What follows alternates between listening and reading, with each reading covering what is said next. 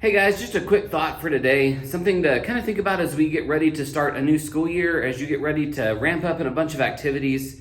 I was just kind of reflecting on this idea found in Joshua chapter 24. And in Joshua 24, God is renewing the covenant with the people of Israel. He's reminding them of the promise that he's made them. And Joshua has this conversation with the people as a part of this. He tells the people of Israel, Joshua is telling the people of Israel, he says, "Now therefore fear the Lord and serve him in sincerity and in faithfulness. Put away the gods that your fathers served beyond the river and in Egypt and serve the Lord. And if it is evil in your eyes to serve the Lord, choose this day whom you will serve, whether the gods of your fathers served in the region beyond the river or the gods of the Amorites in whose land you dwell. But as for me and my house, we will serve the Lord." So Joshua just lays it out there. Who are you going to serve? Are you going to serve the God that your father served? Are you going to serve the God that the people that live in this land serve? Or are you going to serve the Lord? Guys, there are a lot of things that people have worshipped over the years. For a great many years, this is not new. People in America have worshipped money. They've worshipped careers. They've worshipped family. They've worshipped a lot of things other than Jesus Christ. In our culture, we worship activity, we worship sports, and we worship choirs, and we worship all sorts of different things. And we invest so much of our time in those things. And guys, those aren't bad things in and of themselves, but we do have to be really careful that we don't worship those things. We don't seek fulfillment in those things like the world around us. See, we seek fulfillment in the Lord, not in those different activities, in that busyness. And so the question you have to ask yourself is, am I really worshiping the Lord first? Am I really worshiping him as my number one? Is he part of everything else? Because you see, when you worship God, when he is everything to you, then it's not God and then country and family or whatever. It's not this list where God is at the top. It's God in family, God in country, God in school, God in swimming, God in fill in the blank.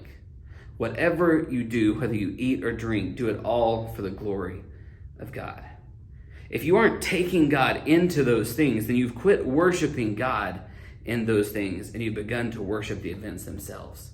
So you got to ask yourself, what does it look like for me to take God into all of those things?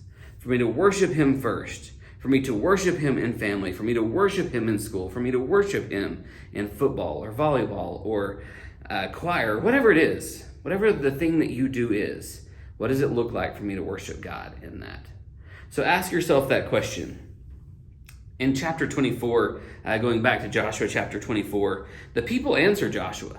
So Joshua lays it out there. Who are you going to serve? As for me and my house, we will serve the Lord. But the people answer, far be it from us that we should forsake the Lord and serve other gods. For it is the Lord our God who brought us and our fathers up from the land of Egypt and out of the house of slavery, who did those great signs in our sight and preserved us in all the way that we went and among all the peoples through whom we passed.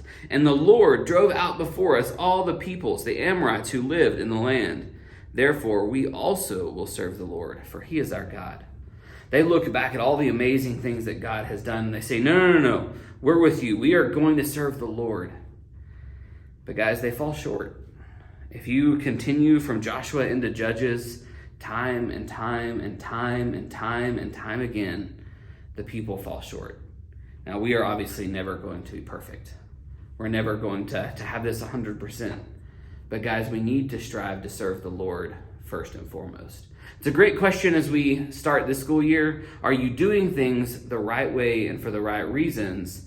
Or are you just letting busyness distract you from serving the Lord? I hope you guys have a great day. We're super excited about all the things we have going on. If you're watching this on Tuesday, we would love for you to join us tonight as we begin our fast and as we prayer walk some of the schools. So if you would like to join us on campus at one of the schools, we would love to see you there. I hope you guys have a great Tuesday, and we will see you guys when we kick midpoint off in a little over a week.